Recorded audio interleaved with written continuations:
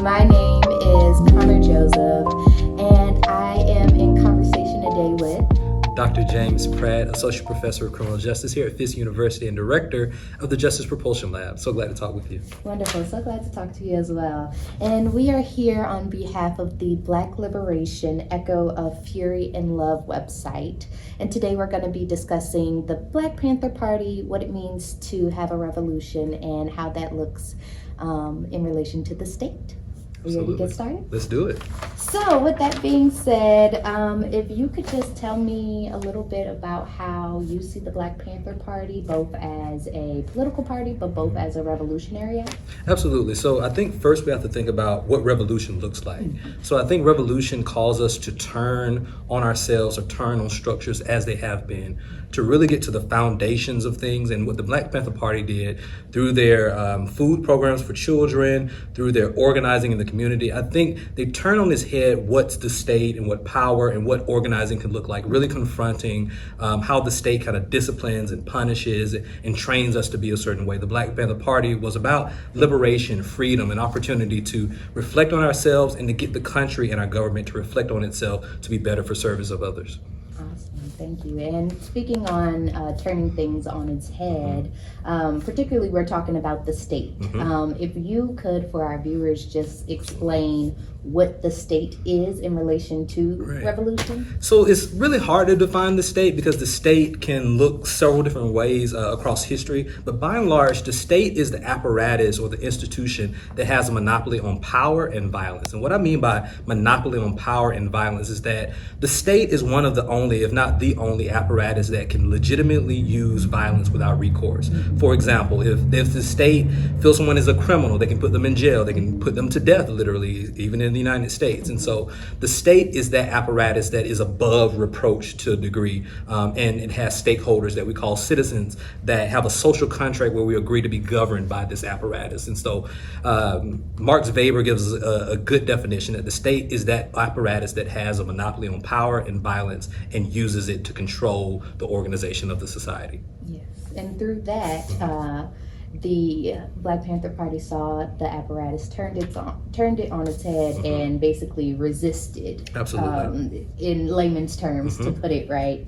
And so with that being said, how can we really get to the crux of the power dynamic between the Black Panther Party and the state? I would say let's first start with what they were faced when they created the Black Panther Party. So I believe that the party and the region was faced with surveillance. And so Frantz Fanon tells us about how through the process of colonization, you're surveilled. The culture is shaped in a way that makes you constricted in your ability to move about society, that you have to look and act and be a certain way. And the Black Panther Party resisted that.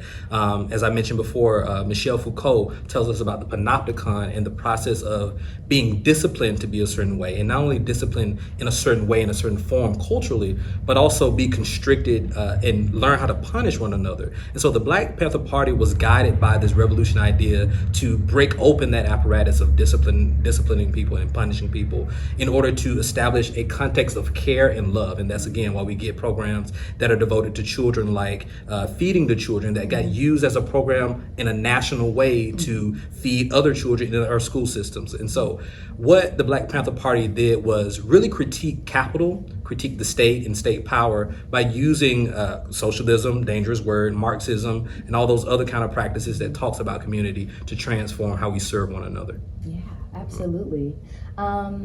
With that being said, and kind of going on a streamline of talking about this radical change that the Black Panther Party started off with and kind of has continued in some way, shape, or form, even through culture today. Who would you say shapes the story of revolution? So that's an interesting question, because I think everyone shapes the story, but who makes it most impactful are those that survive. Oftentimes we talk about the stories written by the victors, but I don't think that's completely true. I think there is power in powerful stories, and I think those can be told by those who survive through struggle, those who create art, those who dare to be in the place, in the moment, even as spectators. And so I think our narratives can get over-determined by those in power, like the state made like those who aren't at the margins. But when we recapture the narratives as people on the margins, as people that have navigated struggle, as people that have created new apparatuses to deal with our struggles, I think that's how the narratives get shaped and they get put out into the zeitgeist. Yes, absolutely. And speaking on it being not a one-person act, but a multi-person, multifaceted revolutionary act, what can we understand from the Black Panthers experience, and what can we take from that moving forward for our viewers who may want to start their own revolutionary act? So I think foremost, we see that in the party themselves, they had discussion and contestation. And so there's this wonderful book that I think Movements or Revolution is Endless Meeting, meaning that we have to continue conversations because revolution, the idea of revolution is cyclical, is Sankofa, is looking back in order to move forward. And I think the Black Panther Party really leaned into the idea that radical discussion is a part of radical transformation. And again, thinking about innovative programs, how are we educating the least of these? How are we educating the children who will be the future? And I think that's what we can gain from the Black Panther, that they recognize the state surveillance and the increasing surveillance. They recognize inequality. They recognize unrest and undue violence against certain populations. And they acknowledge that we need to protect ourselves, we need to educate ourselves, and we need to spread the mission so that we can have a revolutionary society that's constantly revolutionary in order to give what we need to be free and liberated and to create the pleasures and joys we want. Absolutely. And we see traces of the Black Panther Party even today with the Black Lives Matter movement, the new iteration of the Black Panther Party, and several other Black Power movements kind of sprouting up, especially in this political climate, kind of across the nation. With that being said, how can we discuss specifically how memory, historical memory, informs our current social justice struggles that we're facing? There are so many lessons from understanding and telling and listening to stories, engaging with stories. So I think it's sitting with our grandmother, sitting with our great-grandparents, sitting with our aunts and uncles to really understand what was happening then and what tools were deployed. Oftentimes we see we're not our grandparents, and there's some validity to that. We aren't our grandparents, but that doesn't mean that we can't learn from the lessons and the skills and the challenges that they face, from a policy level to a theoretical, philosophical level to a practical day-by-day level. And I think that memory can get warped due to power. And I think that's part of the influence of the state. And that's what Michel Foucault and Frantz Fanon teaches us, that through colonization, through conquering, through this type of violent overtake, stories can get warped and memory can get warped. And that's why it's so important to have conversations like these, to document the history, to talk to Black Panthers. And I used to teach a grandchild of a Black Panther. She would tell the stories. And so I think through art, through communication, through speeches, through music, we tell the story of the Black Panther Party. We tell the stories of the Deacons of Defense, who use revolutionary tools to create a new process and a new way of thinking about how we socialize or organize under the current state and creating new states. Absolutely. Given exactly what you just said, and kind of following within the same nature of our questions of community and revolution, how can we understand what we're going through in society right now? So I love that question because it speaks to the nature of revolution. This is not the first time, nor will it be the last time, that we have to confront what some would frame as evil, some would frame as inequality, some would frame as the exaggerated exploitation of capitalism. We will go through similar things.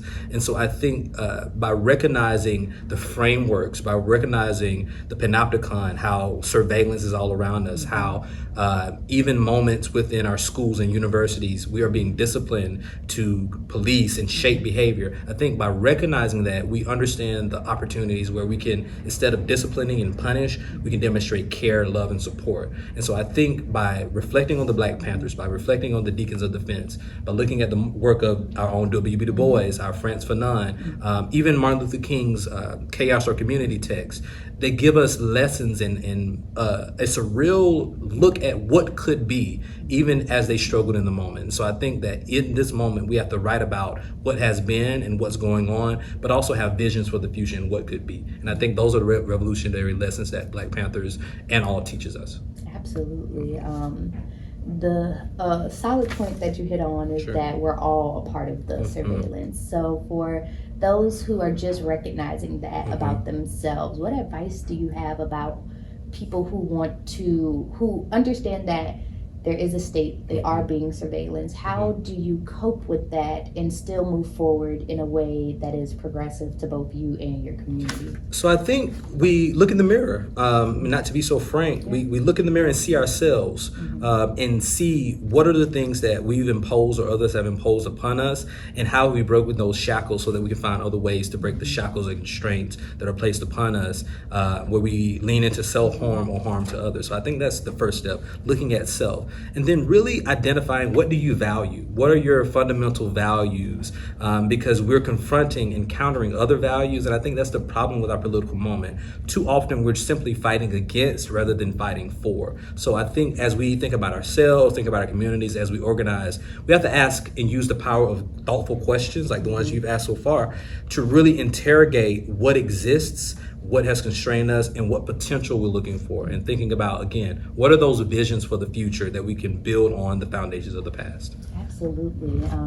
You talked about breaking down barriers, and historically one of the best ways to break down barriers is through art. And so how do you think art has challenged dominant views, both during the Black Panther Party, but I would say even today? Absolutely. So I go back to the song Strange Fruit that really drew our attention to slavery, lynching, and Ida B. Wells and her Red Record. And then I think about Nina Simone moving forward. And I think about how all those leaders, those singers and artists, and even boxers and fighters, they used, because I think that was a sport, it's a form of art as well. Absolutely. I think they use their excellence to be the voice of the people in creative, innovative ways. And I think what art does, it breaks open what we're looking at. It breaks open what is normal in order to create something new. It's hard to create something new because everything is built upon something, but the poetic nature of art, either it's drawing, writing, painting, allows us to see beyond the potential moment and be creative in how we're organizing, thinking about the future. So I think even in this moment, we see Kendrick Lamar. I know he's in a great fight right now, but I think that over the past few years, he's been an example of what it looks like to organize in that region, to use art to speak truth to power. I think about even your Will Smith, who brings a radical sense of joy to the creation of art, because I think that we have to reclaim those pleasurable feelings of joy, not make them over-determine our potential to do work, because I think we have to confront joy with fight, with exhaustion, and those kind of other things. So I think art, by and large, names the experiences, breaks open experiences, and allows us to create something new in the wake. Absolutely, and then leaves it for generations to come afterwards. Certainly. To kind of soak in the moment that otherwise they wouldn't have been able to. Exactly. Very well said. Well, with that being said, thank you so much, Dr. Pratt, for this interview, and